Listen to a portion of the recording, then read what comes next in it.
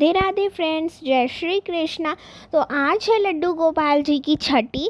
तो छठी में हम लोग कैसे स्नान कराते हैं, पूजा कैसे करते हैं, तो वो आज मैं दिखाऊंगी। तो सबसे पहले यहाँ पर मैं लड्डू गोपाल जी को दही और हल्दी से स्नान पहले करा चुकी हूँ।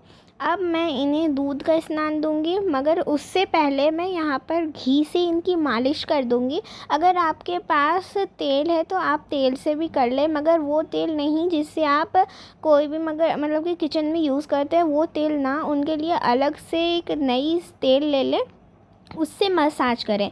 इसीलिए मैं पूजा के घी ही यूज़ कर रही हूँ मालिश करने के लिए। वो भी अगर आप लोग के पास नहीं है घी मतलब तेल, तो आप घी भी यूज़ कर सकते हैं। तो यहाँ पर मैं एक बड़े से पात्र में 1 लीटर दूध ले ली हूँ। अगर आपके पास उससे ज़्यादा है तो आप उससे भी यूज़ कर सकते हैं, और उसमें तुलसी पत्र, गुलाब के पंखुड़ियाँ, ये सब डाल करके आप लल्ला जी को 3 बार डुबकियाँ लगाएं। ध्यान रखिए कि वो कच्चा दूध ही हो, पका हुआ दूध ना होना चाहिए। और मैं अब लल्ला जी को यहाँ पर 3 बार ही डुबकियाँ लगाऊंगी। तो जो दूध बचेगा लड्डू गोपाल जी को स्नान करवाने के बाद, उसे आप गमले में ना फेंक के, मतलब उनकी आपको जो भी इच्छा अनुसार बना सकते हैं, जैसे साबूदाना खीर या फिर आपको जो भी मर्जी। तो अब हम लड्डू गोपाल जी को स्वच्छ जल से स्नान करवाएंगे। तो अभी हम लोग माथे पर तुलसी पत्रा रख करके उनको स्नान करवाएं, और जल में भी 2-4 रख दीजिए। तो आज लल्ला जी की छठी है, इसीलिए मैं उनके लिए नई टॉवल लाई थी। मैंने जन्माष्टमी के दिन भी लाई थी, मगर मैं उस दिन यूज़ नहीं कर पाई, इसीलिए आज मैं छठी के दिन उसे यूज़ कर रही हूँ। लड्डू गोपाल जी को आप अच्छे से पोंछ लें, उनके चेहरे को पोंछ लें अच्छे से। फिर वहाँ जो वो बैठे हैं वहाँ पर एक कपड़ा बिछा करके उन्हें बैठा दीजिए, और उसके बाद उनको नए वस्त्र पहनाएं। अगर आपके पास पीला वस्त्र है तो आप पीला वस्त्र भी पहना सकते हैं। मेरे पास पीला वस्त्र नहीं था, इसलिए मैं गुलाबी रंग का पहना रही हूँ। तो आपके पास हो तो आप पहना सकते हैं, क्योंकि छठी के दिन पीला रंग शुभ माना जाता है लड्डू गोपाल जी के लिए। तो मैं यहाँ लड्डू गोपाल जी को वस्त्र पहना दी, अब इनका मेकअप करूँगी। तो सबसे पहले मैं इनके मस्तक पे तिलक लगा दूँगी। तो मैं यहाँ पर इनके मस्तक पे पहले पीला चंदन लगाती हूँ, उसके बाद रोड़ी से लाल चंदन लगाती हूँ, जिससे जो माथे का जो चंदन है ना, वो बहुत ही उभर के आ जाता है। तो मैं अब अपने लल्ला जी को आईलाइनर लगाऊंगी। Eyeliner is the must, because जब मैं आईलाइनर लड्डू गोपाल जी को अपना लगाती हूँ, वो बहुत ही खूबसूरत लगने लगते हैं मेरे लड्डू गोपाल। जब लड्डू गोपाल जी की जो पीले चंदन है वो सूख जाते हैं, उसके बाद मैं उनको लाल चंदन लगाती हूँ, रोड़ी यानी।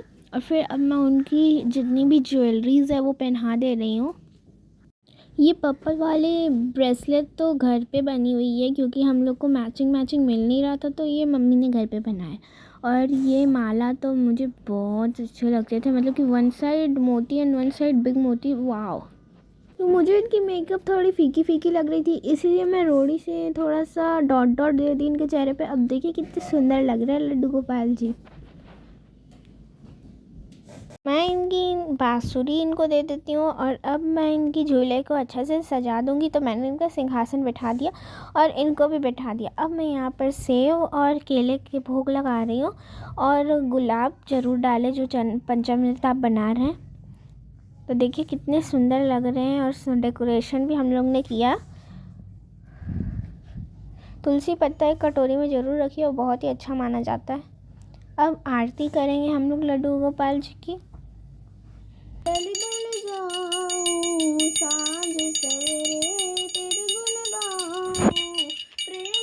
तो ये जो आप देख रहे हैं ये कमरधानी है, और पायल है, बाले हैं, जो कि दोपहर को आए हैं लड्डू गोपाल जी के लिए। तो अभी इनको धो करके अच्छा से, मतलब कि बहुत सारे डस्ट होते हैं, तो हम लोग भी कोई चीज़ लाते हैं तो बाहर से धो करके ही छोटे बच्चों को पहनाते हैं। तो अभी लड्डू गोपाल जी भी छोटे हैं, तो सब कुछ धो करके ही पहनाएंगे उनको भी।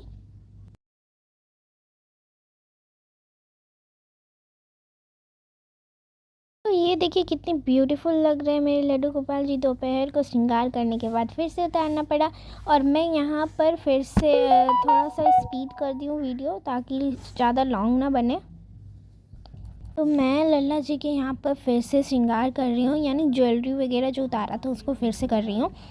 बिकॉज़ कि जब मैंने दोपहर को इनको श्रृंगार करके सजाया था, तब उस समय इनकी ज्वेलरीज जो थे वो नहीं आए हुए थे। अगर आपको मेरी वीडियो अच्छी लगी होगी तो लाइक शेयर सब्सक्राइब जरूर करिएगा, और follow me in the Instagram also.